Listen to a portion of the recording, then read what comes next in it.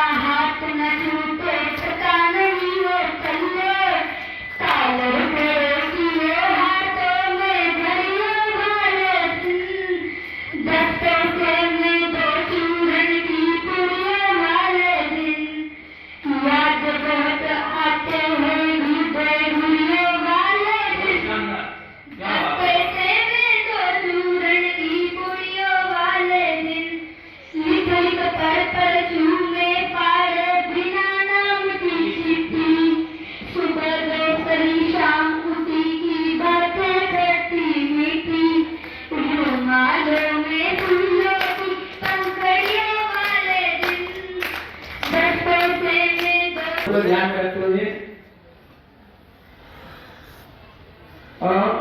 एक चार पंक्ति के माध्यम से मैं हमारे बीच उपस्थित अगले कवि को आमंत्रित करना चाहता हूँ।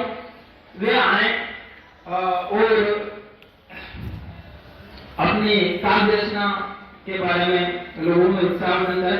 और युद्ध में जब अर्जुन ने रथ को मोड़ लिया होगा, युद्ध में जब अर्जुन ने रथ को मोड़ लिया, अपनों को सामने देख गांडी हाथ से छोड़ दिया।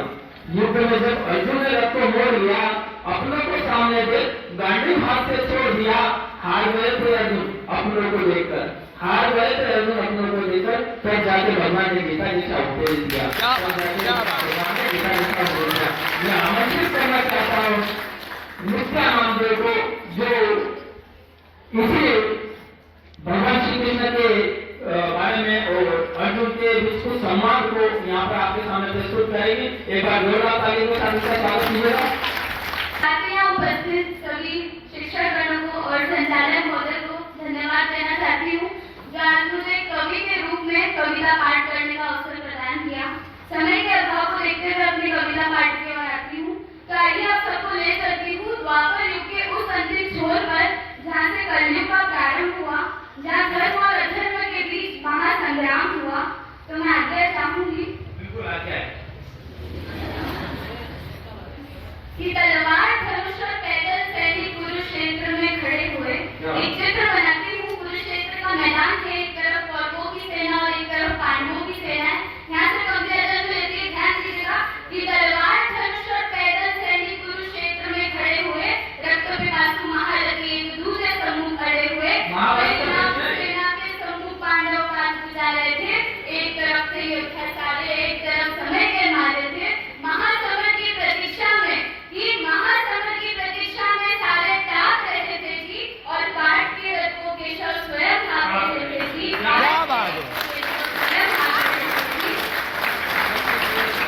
बहुत शानदार। रणभूमि के सभी नजारे देखने में कुछ खास लगे। माधव ने अर्जुन को देखा, अर्जुन उन्हें उदास लगे।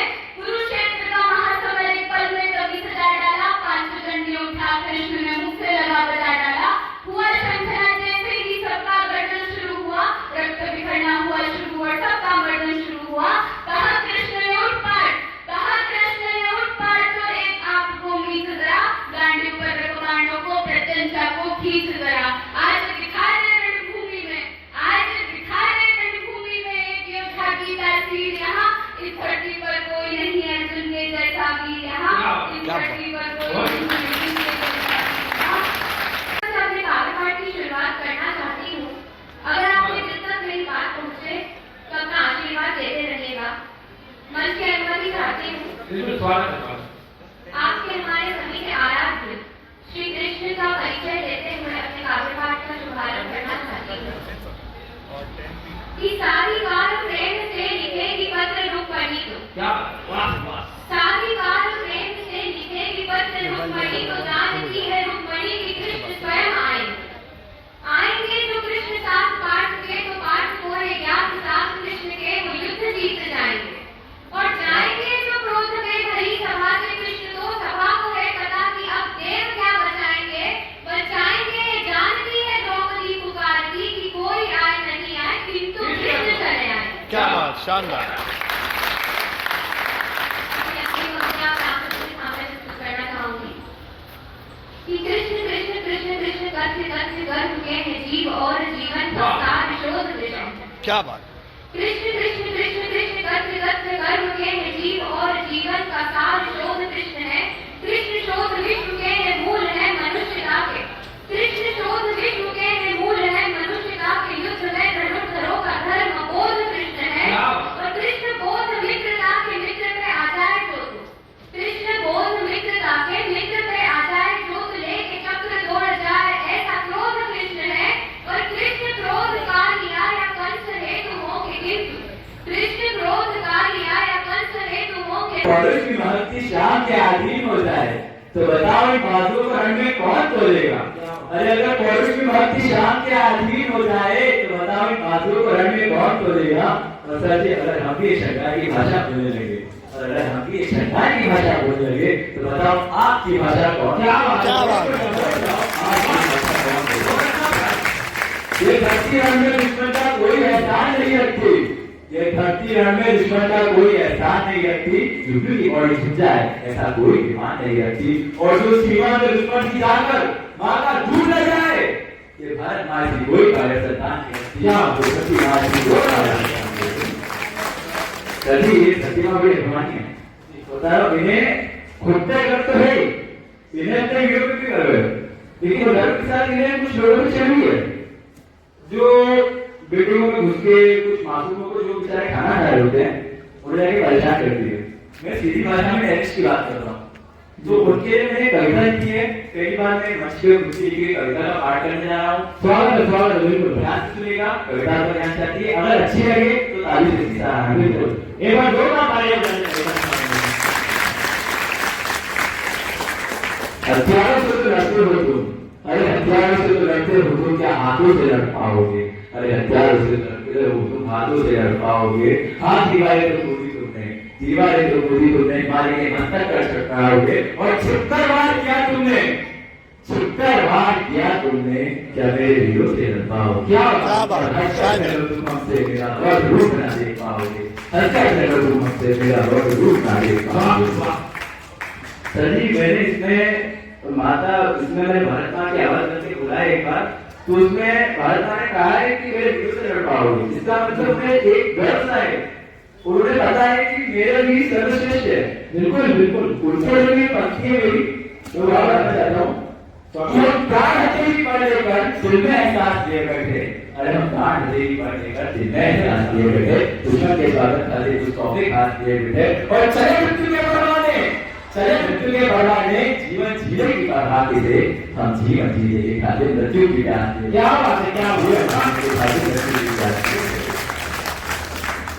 और सर ने बड़ी बोली दिया था कि मैं राजस्थान के मेवाड़ के कहानी आया हूँ कविता स्वरूप में, तो मैं चाहता हूँ कि कविता सुनने से पहले थोड़ा सुन ले कविता के बारे में, और मैं चाहता हूँ आप इस कविता को मात्र सुने ना, आप इस कविता को जिए। मैंने इस कविता को पढ़ते समय इस कविता को जिया एक सैनिक के माध्यम से, ताकि मैं समझ पाऊँ कि वो वीर किस समय से गुजरे हैं और उनकी वीरता कितनी ऊंचे पद पर है। ये राजस्थान के मेवाड़ की बात है। अमर सिंह का राज करता था, उनके दो सैनिक थे, एक था चूड़ावत, एक था शक्तावत। चूड़ावत जो थे वो आगे रखते थे, शक्तावत थे पीछे रखते थे। शक्तावत को लगता था कि हम भी आगे रख सकते हैं। सर जी एक वीर का तो रहता ही ना कि जय शहीद बलिदान देने को हमेशा तात्पर्य वही उतारेगी, तो वो कहते थे कि हम भी आगे रख सकते हैं। तो राजा जी के पास जाते और कहते हैं कि हमें भी अवसर देना चाहिए। तो राजा जानते थे कि चूड़ावत मानेंगे नहीं, वो कहते हैं कि हमारे कोठा में किला है, उसमें जो भी पहले के कदम रख देगा वो आगे लगेगा हमारे रास्ते में। तो इतना मैंने आपको बता दिया है, आगे आप कविता सुनिएगा। मैं वापस से कहता हूँ कि आप कविता